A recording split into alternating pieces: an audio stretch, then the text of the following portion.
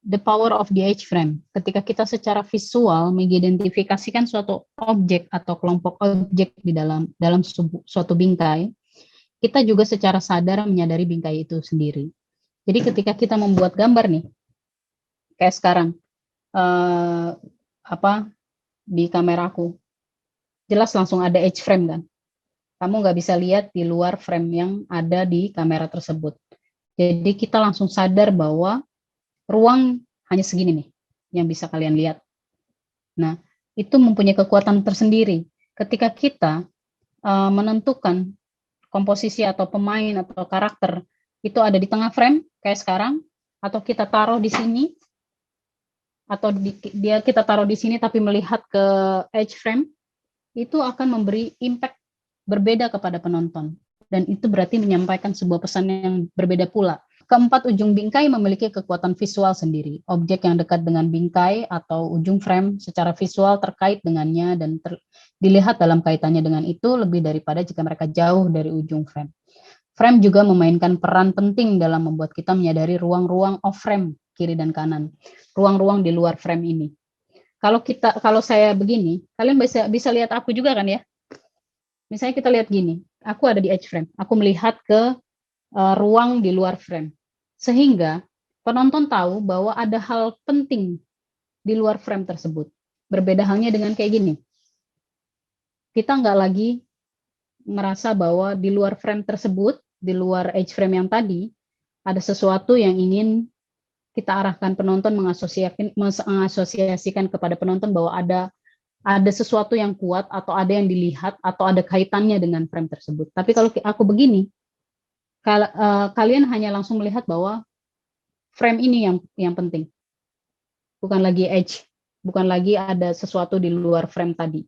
Yang paling atas di sebelah kanan itu dia duduk menghadap ke kanan frame, sehingga kita sebagai orang yang melihat gambar tersebut, kita langsung tahu bahwa orang ini terkait sangat erat dengan sesuatu di luar frame, sesuatu yang masih disembunyikan oleh pembuat film tersebut atau pembuat gambar ini, sesuatu yang belum di-reveal, tapi kita langsung tahu bahwa oh ini pasti ada sesuatu di luar frame karena dia melihat ke ujung sana. Apa pesan lainnya dari frame yang di atas? Bisa jadi hal tersebut mengidentifikasikan bahwa sebuah emosi tertentu dari tokoh ini atau karakter ini yang merasa bahwa dia tidak memiliki solusi atau arah pandang atau sesuatu yang bisa menjadikan solusi permasalahannya, sehingga dia ditaruh di ujung frame. Komposisi ini juga bisa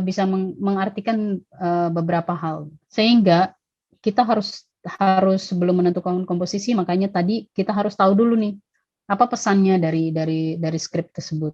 Lalu di bawahnya dia tidak pada edge frame yang di tengah ya, sehingga kita tahu bahwa ini semua ruangan yang paling penting untuk dilihat, informasi yang ingin disampaikan oleh filmmaker-nya ya hanya ada di dalam frame ini. Begitu juga yang di bawahnya, dia ada di edge frame tapi melihatnya ke depan, berbeda dengan dia melihat ke samping pesannya. Ketika kita melihat ke samping, kita langsung tahu bahwa oh ini mengindikasikan bahwa ada sesuatu yang penting di luar frame. Sementara kalau kayak gini, dia menghadapnya ke depan, kita tidak membicarakan meskipun dia ada di edge frame, kita tidak sedang membicarakan sesuatu yang di luar frame. Tapi ini membicarakan tentang balance atau unbalanced composition. Kita masuk ke frame within frame.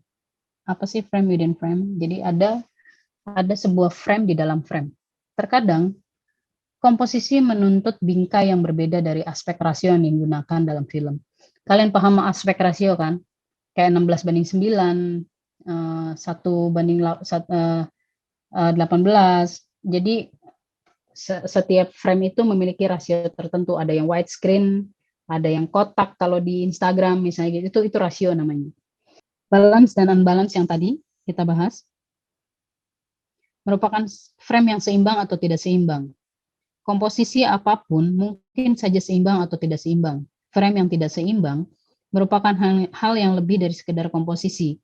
Desain grafis pada frame juga menyampaikan informasi mengenai sebuah situasi di dalam cerita. Yang tadi saya bahas, ketika kalian mau menentukan ini menjadi Dutch angle composition, berarti kita sudah tahu apa fungsinya, apa maknanya. Kenapa kita buat misalnya karakter ini sedang dalam situasi emosi yang sangat tidak stabil, atau dia sedang atau dia dalam satu situasi yang membuat dunianya misalnya goyah gitu, misalnya gitu. Nah, ini kita bikin komposisinya misalnya Dutch, sehingga kita langsung menangkap impresinya ketika melihat gambar tersebut. Kita langsung merasakan bahwa apa yang dirasakan, emosi yang dirasakan oleh karakter tersebut. Ini yang sebelah kiri ada 2 orang di jendela. Ini kan secara rasio dia 16:9, tapi tiba-tiba kita membuat rasio baru dengan kotak jendela tersebut, sehingga kita tidak lagi menghiraukan apa saja yang ada di dalam ruangan, di bagian kanan dan kiri. Kita hanya memperhatikan 2 orang, ada view di belakangnya, kita langsung terfokus di rasio yang sudah dibuat oleh gambar atau pembuat gambar tersebut.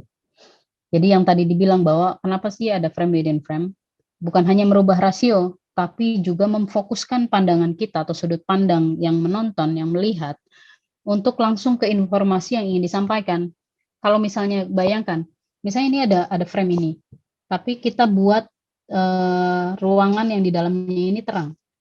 Tiba-tiba ada sofa, lalu ada table lamp, lalu ada jam dinding, lalu ada lukisan, sehingga mata kita nggak fokus ke 2 orang ini langsung, karena kita banyak diberikan informasi-informasi lain di ruangan tersebut.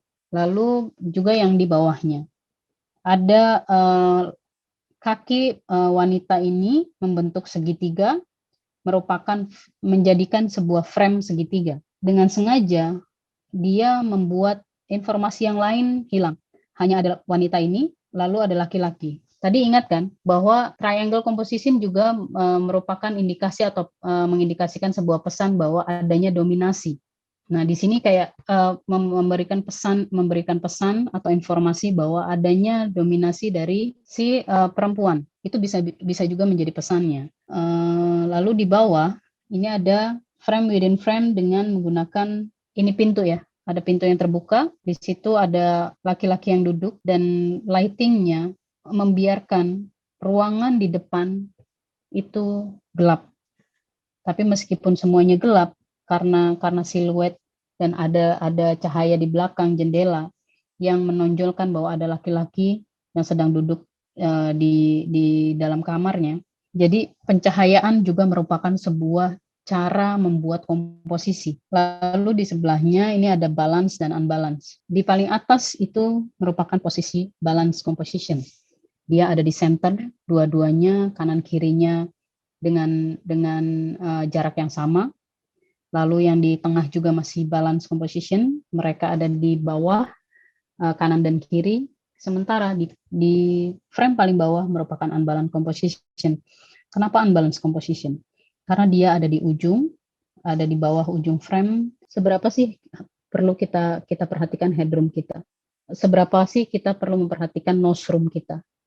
Jadi di sini karena dia tidak mengindahkan soal jarak dari headroom ataupun nosroom, sehingga disebut sebagai unbalance composition. Nah, kenapa kita bikin unbalance composition? Pastinya filmmaker tersebut punya maksud tertentu. Apakah dia merasa terpojok dari pembicaraan di atas, sehingga dia merasa dipojokkan, merasa tidak berdaya? Itu juga bisa merupakan sebuah pesannya. Bagaimana caranya seorang filmmaker pemula dapat membangun cerita dengan baik? Elemen-elemen apa saja yang harus diperhatikan dan dipelajari? Yang pasti untuk menyampaikan cerita yang baik, kita harus tahu dulu semuanya harus tahu dulu pesannya. Pesan ceritanya apa? Inti dari cerita ini mau menyampaikan apa? Lalu kita juga membuat catatan emosi di setiap scene itu apa? Jadi kita membuat breakdown untuk kita sendiri bekerja nih. Aku biasanya misalnya satu cerita nih, skenario aku buka, aku baca lagi berkali-kali. Aku lihat pesan besarnya apa, lalu pesan setiap adegan atau setiap scene-nya apa, emosi-emosi yang hadir atau yang terberat dari setiap scene-nya itu apa, sehingga kita udah bisa mendesain. Misalnya, oh di sini aku mau bikin lightingnya rasionya high kontras sekali, jadi antara terang dan gelap sangat keras gitu. Kenapa? Karena emosinya menuntut itu. Berarti kalau ingin kontrasnya sangat tinggi, aku harus ngobrol juga dengan si penata artistik. Boleh ya di scene ini, ruangan ini, boleh nggak jangan ada warna-warna yang terang karena akan mengganggu konsep lighting. Jadi itu bentuk kerjasamanya sebelum dimulai. Jadi untuk membuat, menurut saya sebetulnya baik pemula ataupun yang sudah profesional, tahapan praproduksi itu sangat penting menentukan cara kita menyampaikan cerita dengan baik.